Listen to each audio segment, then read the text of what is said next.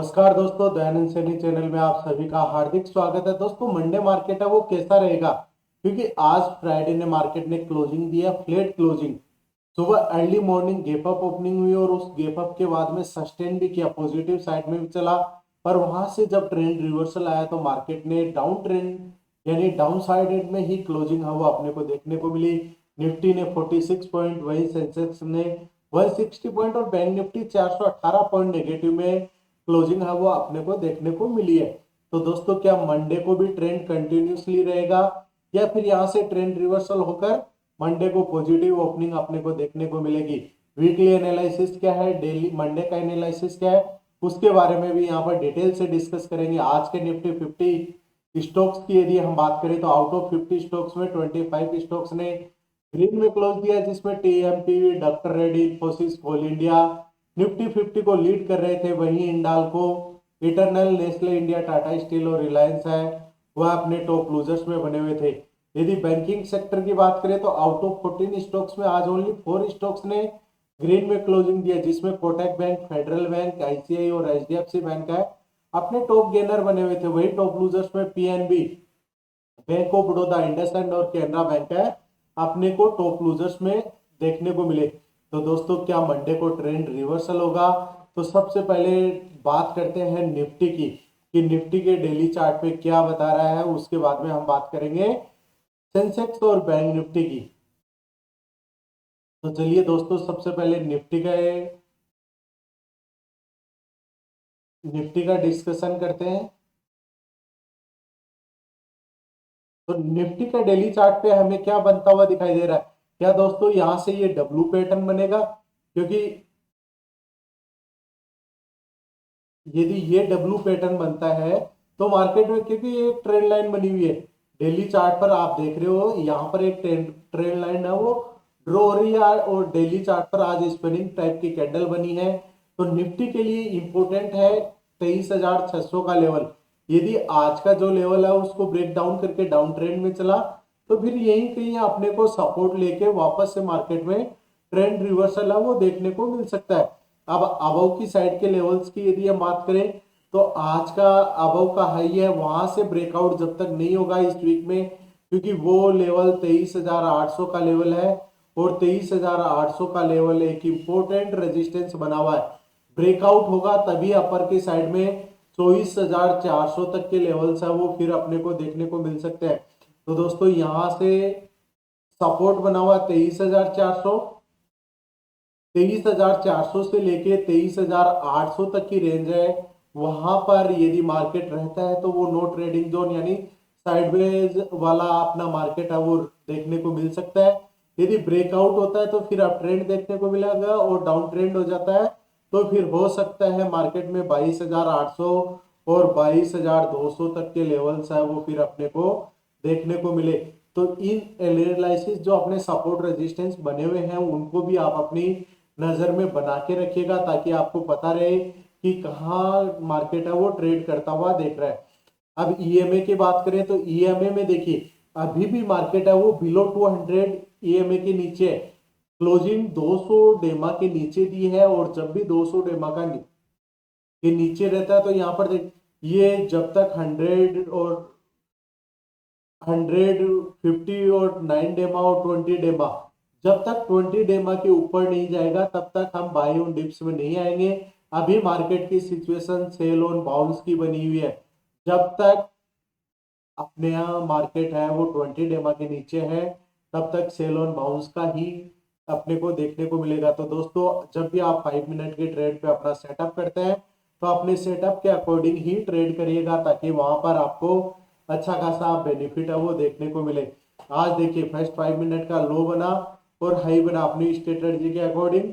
सबसे पहले यहाँ ब्रेकआउट हुआ, ब्रेकआउट के बाद में अपने को कॉल साइडेड की अबव की साइड में पोजीशन वापस सपोर्ट लेने हैं। पर यहाँ पर कौन सी कैंडल बनी? स्पिनिंग कैंडल बनी और हैंगिंग मैन कैंडल बनी। अब स्पिनिंग कैंडल और हैंगिंग मैन कैंडल यदि टॉप पर बनता है तो वहां से वो ट्रेंड रिवर्सल का साइन होता है और ट्रेंड रिवर्सल ऐसा हुआ कि फर्स्ट 5 मिनट के लो के आसपास आया और वहां सपोर्ट बना और सपोर्ट पर कैंडल बनी हेमर। हेमर जब भी बनता है तो वहां से ट्रेंड रिवर्सल होता है। यहाँ से ट्रेंड रिवर्सल देखने को मिला। फर्स्ट 5 मिनट का हाई था वो अपना एज ए रेजिस्टेंस था। यहाँ पर मार्केट ने कुछ टाइम स्पेंड किया, प्रीमियम डीके हुआ और प्रीमियम डीके होने के बाद में वापस से टॉप पर स्पेनिंग कैंडल बनी और एक्टिवेशन डाउन ट्रेंड में हुआ, तो डाउन ट्रेंड की तरफ में ही मार्केट चला। तो दोस्तों यदि आपको कैंडल स्टिक्स का नॉलेज नहीं है तो अपनी प्लेलिस्ट बनी हुई है, वहां पर भी आप उसके बारे में सीख सकते हैं।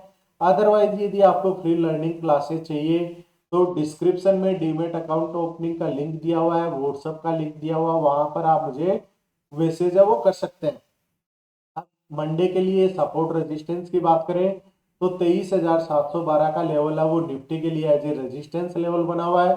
वहां से ब्रेकआउट होता है तो फर्स्ट रेजिस्टेंस रहेगा 23,754, सेकंड रेजिस्टेंस रहेगा 23,790 और वहां से भी ब्रेकआउट हो जाता है तो 23,831 तक के लेवल्स आते हुए नजर आ सकते हैं।